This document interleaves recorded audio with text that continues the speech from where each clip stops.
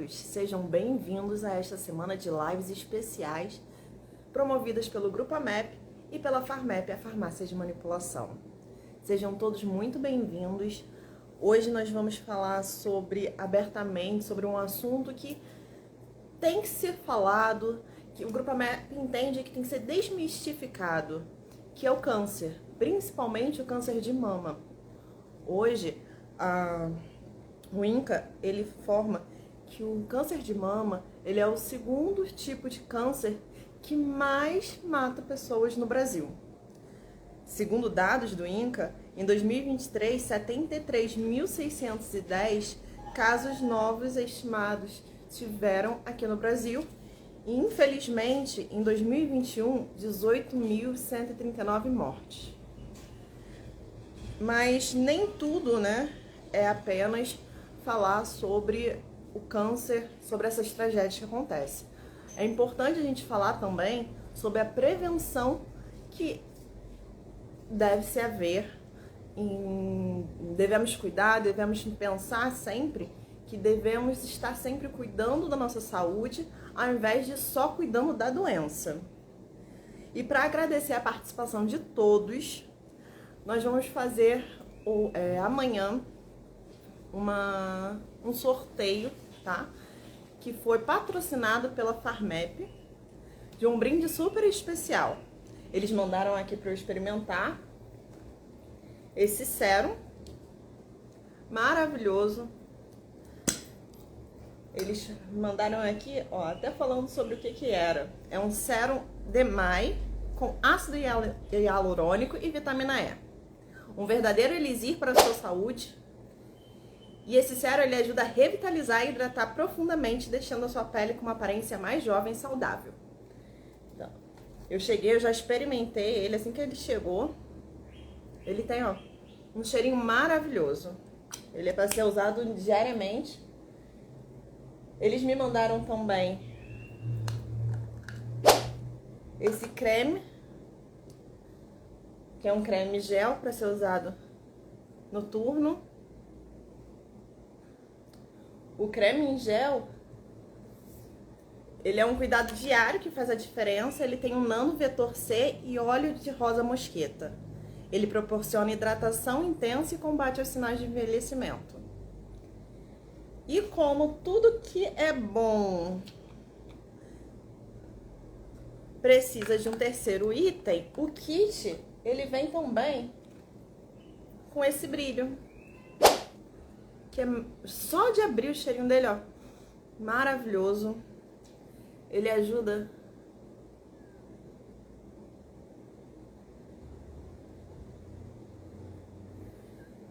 a deixar os lábios mais radiantes. Ele combina o óleo de coco com óleo de rosa mosqueta também e ceramidas. Além do volufiline, tá? Que é essencial para deixar os lábios ainda maiores. Então é perfeito para quem adora ter os lábios grandes, sem pensar numa cirurgia talvez. Mas vamos lá. A gente vai fazer um sorteio desse sérum amanhã, tá? Quem quiser participar, hoje ao final da live, eu vou fazer uma postagem e vou dar uma palavra-chave durante a live. Eu vou aqui dizer uma palavra-chave. Vocês vão ter que ir lá na postagem, colocar a palavra-chave e marcar 2 pessoas. E amanhã, ao vivo, eu entro novamente pra gente fazer esse sorteio, tá? Então, vamos agora apresentar a doutora Ana Cristina Barco, que ela é a nossa ginecologista, tá? Ela é graduada em Medicina pela Faculdade Evangélica de Medicina do Paraná. Ela graduou em 1994.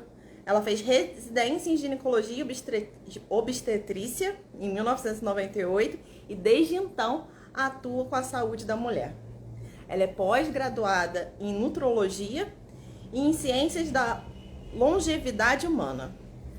Ela atende tanto nas nossas unidades do Charge, Freguesia e Taquara. Doutora, a senhora já tá na live? Posso chamar? Deixa eu ver se eu encontro a doutora aqui.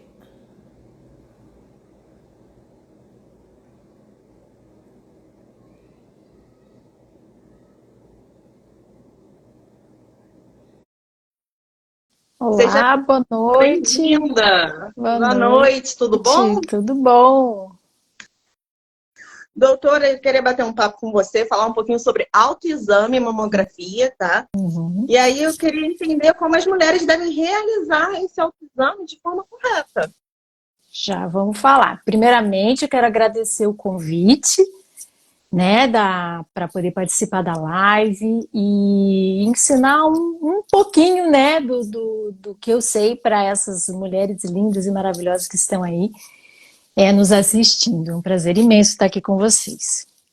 Bom, Prazer é todo nosso. o autoexame das mamas, ele deve ser feito sempre em duas etapas. Primeiramente, a gente se olha no espelho, né, sem sutiã, se olha no espelho com as mãozinhas assim ao longo do corpo, né, as mãozinhas esticadas do lado, para avaliar se existem algumas assimetrias, algumas nodulações que dê para a gente perceber sem palpar, como que estão a pele, né? Se existe alguma alteração, se as mamas estão certinhas. Depois a gente põe os bracinhos assim, acima da cabeça, e avalia ver se mudou alguma coisa, se existe alguma alteração. E por último, a gente coloca uma mãozinha assim na cintura, não dá para ver aqui, dá na cintura, para ver se existe alguma alteração. Depois a gente vai para a palpação das mamas. Não é nada difícil. A gente vai fazer um movimento. Eu gosto de dedilhar, tem gente que gosta de fazer assim. Eu gosto de dedilhar porque eu acho que eu sinto melhor. Então faz de conta que isso aqui é a mama e a gente vai fazendo movimentos circulares em toda a mama, pegando toda a extensão da mama, né, de todos os lados. Quando chegar no finalzinho, a gente espreme o biquinho do peito para ver se sai alguma secreção. E não pode esquecer que a gente tem a axila, palpar aqui embaixo da axila para ver se está tudo ok. Não achou nenhuma nodulação? Fica tranquila. Deve ser feito na primeira semana após a menstruação, é a época ideal, né, para a gente fazer esse autoexame. Perfeito. Acho que falei tudo. Qual, e qual é a diferença entre autoexame e mamografia?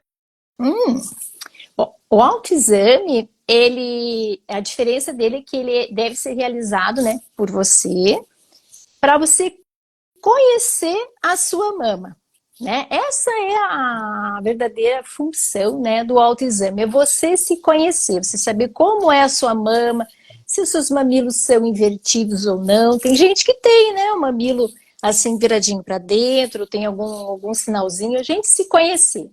A mamografia, ela é um exame de rastreio, um exame de detecção precoce do câncer de mama, né? Para a gente conseguir diagnosticar de uma forma assim muito rápida e com isso poder ter um tratamento assim bem efetivo.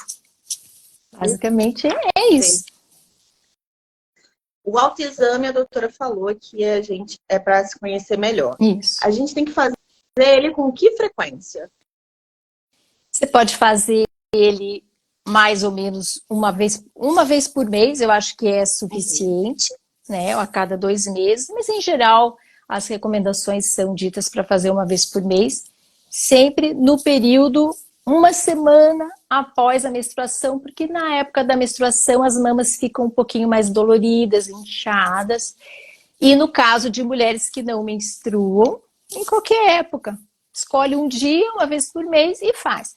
E outra coisa que eu não falei, você pode fazer no chuveiro, né? Enquanto tá lá assim saboando, faz. Você pode fazer passando um creme no corpo, você pode fazer quando você estiver deitada, né? É sempre bom, interessante que você pegue e faça um dia deitada também, porque as mamas às vezes elas apresentam umas alterações, né? Quando a gente deita, o peito assim, ele esparrama um pouquinho e fica um pouquinho diferente, até pra gente se conhecer de todas as formas.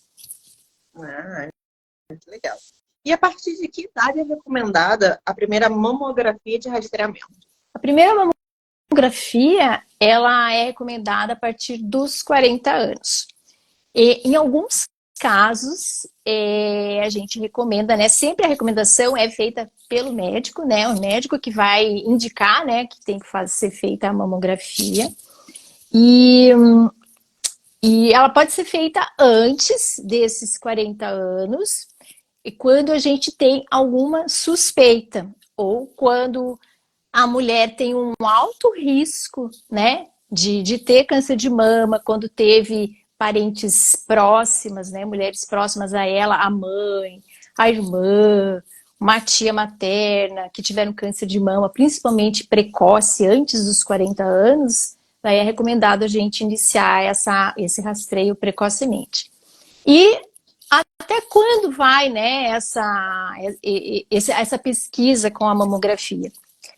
De acordo com a Febrasgo, ela é até aos 74 anos, mas fica a critério do médico acompanhante, né, que ele avalia a necessidade, porque, por exemplo, no meu ponto de vista, as mulheres hoje vivem muito, então não tem por que a gente deixar as mulheres com mais de 74 anos abandonadas. Então, de vez em quando, eu peço a mamografia em mulheres mais velhas também, quando acho que há necessidade. Mas sempre é o médico que tem que fazer a indicação.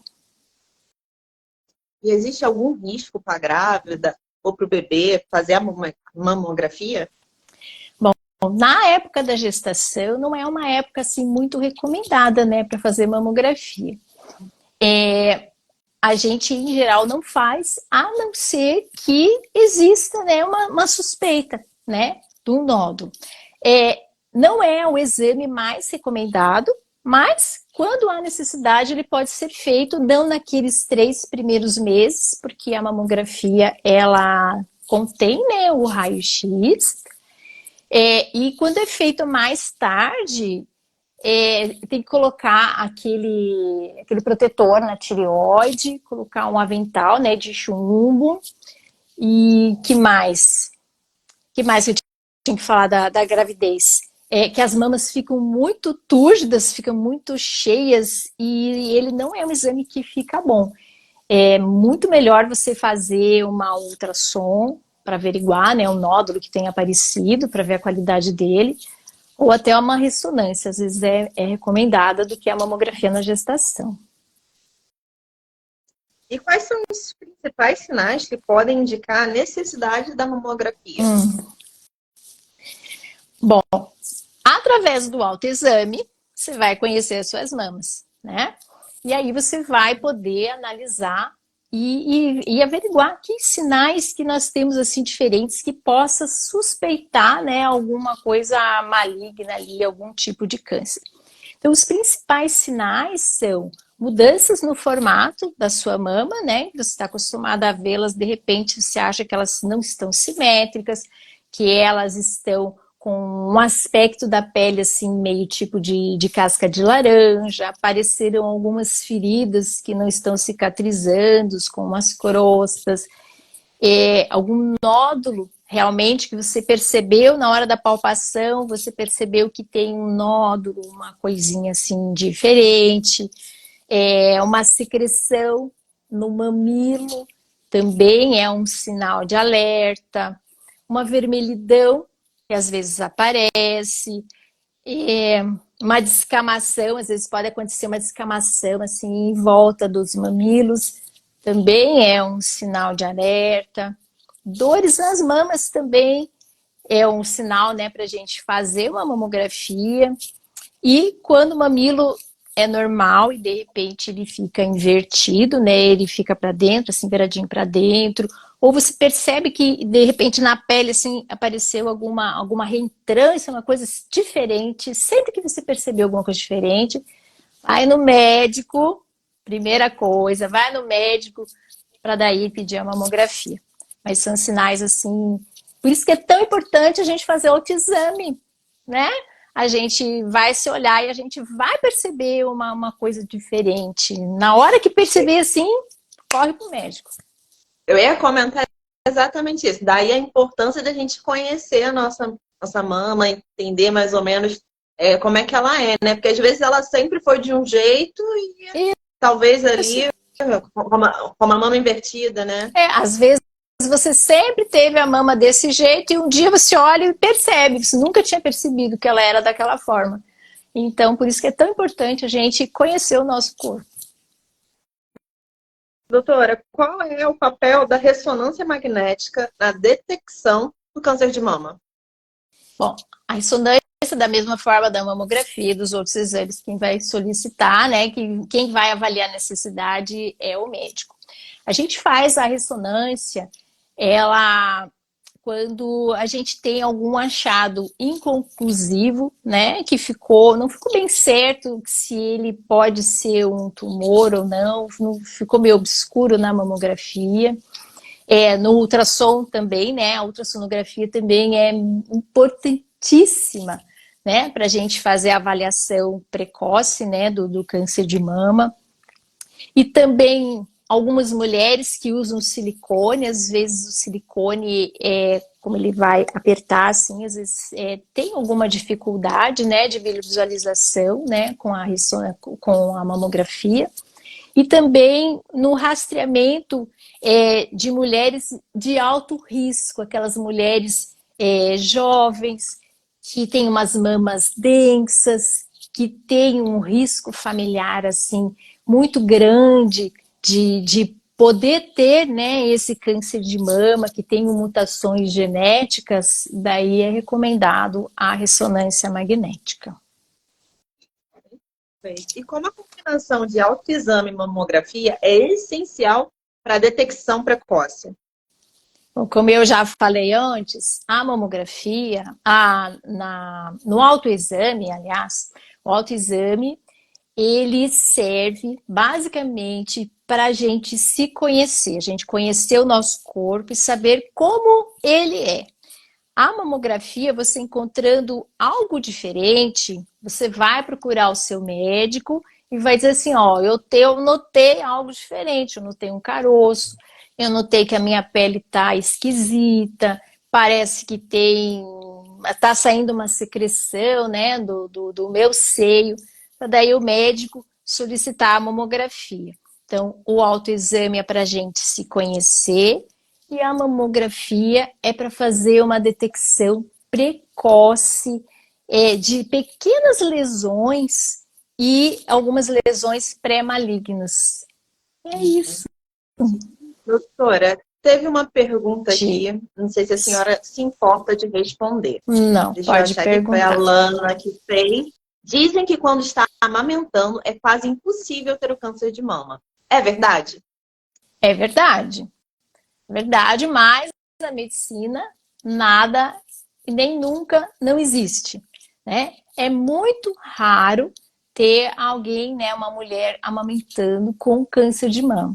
Até porque a amamentação, ela é protetora das nossas mamas. A mulher que amamenta, ela tem um risco um pouquinho menor do que aquelas mulheres que nunca amamentaram. Tem Então, mais alguma perguntinha? não tem nem. Na verdade, me surgiu uma pergunta, se eu puder fazer. Então, quanto mais tempo a mulher amamentar, mais ela vai estar prevenida de ter ali um possível câncer de mama durante aquele tempo. Não é bem isso, mas podemos considerar que é muito importante que a mulher amamente o seu filho, né? De acordo com a OMS, são 2 anos, né, para cada criança. Veja que antigamente as mulheres tinham, sei lá, 10, 15 filhos, amamentavam cada uma 2 anos. Então elas amamentavam durante a vida delas todas, às vezes ela amamentava, sei lá, 20 anos, né? Amamentando. E existem outras coisas também que a gente tem que levar em consideração com relação ao câncer, né? A todos os cânceres, em especial o câncer de mama, é que a gente está muito exposto, né, aos hormônios, aos anticoncepcionais, e tudo isso a gente tem que tomar, né, levar em consideração. Existem estudos que mostram que o anticoncepcional, quando tomado assim por um longo período, ele pode ter um aumento do risco do câncer de mama. Não quer dizer que a mulher vai ter, né? Mas pode ter um aumento do risco. A nossa alimentação também, a gente tem que cuidar, evitar de comer muito comida industrializada, muita coisa pronta, que vem na caixinha, que a gente vai ler os ingredientes e a gente não sabe o que é que está escrito lá dentro. É muito importante também quando a gente vai guardar os alimentos na geladeira, que a gente não coloque esses alimentos em embalagens plásticas, que a gente coloque sempre num potinho de vidro, que a gente esquente no micro-ondas num potinho de vidro. Mesmo que o potinho diga lá que não tem o bisfenol A, mas a gente tem os outros bisfenóis no plástico, né? E tudo isso, ele possibilita que a gente tenha um risco maior de ter o câncer de mama e também alguns outros tipos de câncer, né? Entendi. Surgiu Mais mais uma? uma pergunta aqui, doutora. Que bom, Mais uma. que bom. Bom, pode perguntar. Se o autoexame em pacientes com prótese é da mesma forma do que com pacientes sem prótese, no caso, prótese de mama. É da mesma forma. Só que quando a mulher ela tem uma prótese na mama, esse exame ele fica dificultado. Mas a mulher que vai fazer o seu exame, ela vai estar conhecendo o seu, né? Antes da prótese, não sei se ela fazia o exame. Depois da prótese, ela passa a fazer o seu exame. E às vezes ela detecta alguma coisa diferente do seu normal, né? Que na hora que a gente tem uma prótese, ela é nossa, faz parte do nosso corpo. Então a gente aí tem que erguer o bracinho, palpar, ver bem direitinho, né? Sempre as duas, né? Não esquece que a gente tem duas. Então tem que palpar as duas. Uma, quando você palpa essa daqui, ergue esse braço. Quando palpa a outra, ao contrário, né? E daí, sempre a axila. Então a gente sempre tem que conhecer o nosso corpo. Sempre. Tanto faz se tem prótese ou se não tem. A prótese dificulta um pouquinho mais. Por isso é importante sempre ir no médico, para o médico palpar as mamas, para ver se está tudo certinho. E por dificultar, precisa de algum cuidado especial? Não. Ou ir no aparelho normalmente? Basta ir no médico, dá para fazer mamografia usando prótese, não tem problema algum. Eu sempre gosto de pedir a mamografia e o ultrassom. Para mim, o ultrassom é um exame complementar da mamografia. Sempre peço, nem as pacientes sabem, eu sempre peço porque eu acho que é imperativo. Mamografia, ultrassom de mamas, das axilas. Sempre. Em alguns casos, a gente faz a ressonância quando é necessário. Se aparecer alguma alteração na mamografia, em quanto tempo devo repetir o exame? Depende da alteração, né? A mamografia ela vai ser classificada eu digo assim, são notas, né? Ele vai te dar um BIRADS, né? Que ele põe lá categoria 1, categoria 2, categoria 3, categoria 4, categoria 5, né? A categoria 0. A categoria 0 não era nem o escopo aqui do nosso trabalho, mas vamos lá. A categoria 0, ela quer dizer assim que ou o médico que está analisando ele não tinha um exame anterior, né, ele viu alguma alteração, mas ele não tinha um exame anterior para poder fazer essa avaliação bem certinha. Então ele coloca categoria 0, é uma categoria assim meio indecisa, para obrigar o médico que está avaliando a prosseguir com a investigação, né? Que seria pedir um ultrassom para ver se realmente está tudo bem. Categoria 1 e categoria 2 são categorias totalmente normais. Aparece às vezes na mamografia, quase nunca a gente consegue enxergar cisto, mas são às vezes pequenas calcificações, algumas coisinhas assim que são normais mesmo dentro da mulher ter na mama. Quando a mamografia vai para aquela categoria 3, digamos, um sinalzinho de alerta. Às vezes ele achou um nódulo, né? Alguma coisa que a gente tem que investigar mais. E daí indicaria, né, de acordo com a ultrassonografia também, que talvez a gente necessite pedir esse exame com mais frequência, ao invés de pedir ele anualmente, de repente pedir ele de 6 em 6 meses. Quem vai decidir isso é o médico que está assistindo ao paciente. Depois nós temos as categorias 4. A categoria 4 já é uma categoria, assim, que de suspeita, não quer dizer que seja um câncer, mas a gente entende que a gente tem que investigar mais. Então, talvez tenha que ser feita uma biópsia nessa categoria.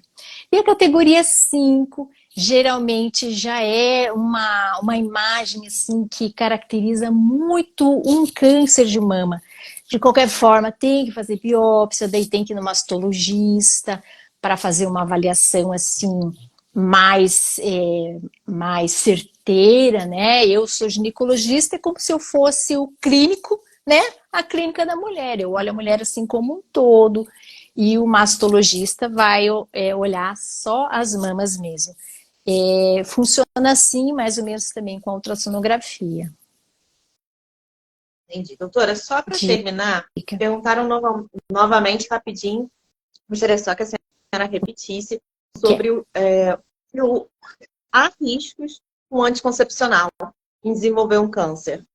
Eu sei que a senhora já falou, mas só porque tem umas pessoas que estão entrando agora, só para elas entenderem um pouquinho sobre se há ou não risco. Sim, sempre há risco, né? O anticoncepcional é um hormônio que ele é um hormônio diferente do nosso corpo. Ele é produzido para que a gente alguns, né, que a gente não ovule, que é para a gente não engravidar, né? Para isso que a gente usa os anticoncepcionais. Essa é a função, né, primordial do anticoncepcional.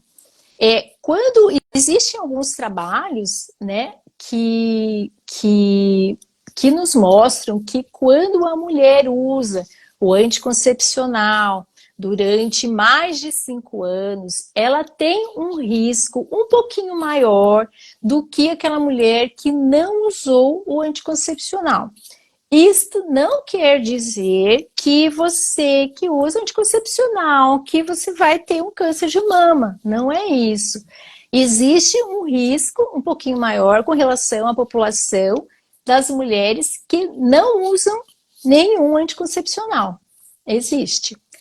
Tá? Esse risco é mais ou menos eu não sei bem ao certo o valor, é mais ou menos, eu acho que são 38% acima em mulheres que estão usando há mais de 5 anos. Nossa. Existe um risco como tudo, avaliar. Né? É avaliar. Que nem o uso do anticoncepcional, que também não era para falar aqui, mas o risco o anticoncepcional a gente usa dependendo, caso a caso. A gente tem sempre que avaliar, né, o risco e o benefício, como toda medicação, a gente tem que encarar ele como um remédio. Então a gente tem que avaliar o risco de usar e o risco de não usar, o benefício de usar e o benefício de não usar. Então, se o benefício é muito maior do que o risco, a gente usa, é uma medicação, né? Então, e também a gente estamos atualmente sempre tentando, né? A mulher hoje em dia, ela trabalha fora, ela tem mil e umas utilidades, né? Também não podemos ter, assim, infinitos filhos, que às vezes a gente até quer, né, ter mais, mas não dá, a gente não tem condição. E a gente tem que lançar a mão do que nós temos, né? Temos anticoncepcional, temos preservativo, nós temos o uso do DIU e cada uma, né, usa um método que é mais apropriado para si. Doutora, muito obrigada pela participação, tá? A gente agradece muito. Se houver mais perguntas, eu posso mandar para a doutora e a doutora me responde, eu posso. Pode. Perfeito. Então, com quem certeza. tiver qualquer dúvida, pode mandar para a gente lá no Instagram da MEP a MEP, assistência médica, tá? Que a gente encaminha para a doutora e ela responde. Doutora, quais são as unidades que a senhora está atendendo no Grupo AMEP? Eu atendo na freguesia, segunda e terça, quarta-feira no AMEP, ali no Charge, quarta e sexta, e quinta lá no Taquara. Então, quem tiver interesse em marcar com a doutora Ana Cristina Barco, é só ligar para 3910-3910 e agendar sua consulta. Doutora, muito obrigada, tá? Eu vou Eu falar que agora agradeço. rapidinho sobre o sorteio. Eu que agradeço. Eu gosto de Seja bem-vindo falar. sempre que a senhora quiser. O que eu gosto de falar, eu falo muito. Até na consulta eu falo muito. Eu A gosto senhora é de super explicar, bem-vinda de contar aqui assim. com a gente. Eu gosto de explicar tudo bem explicadinho mesmo. Tá certíssima. Doutora, boa noite. Pode fazer. Boa noite, querida. Tchau. Tchau.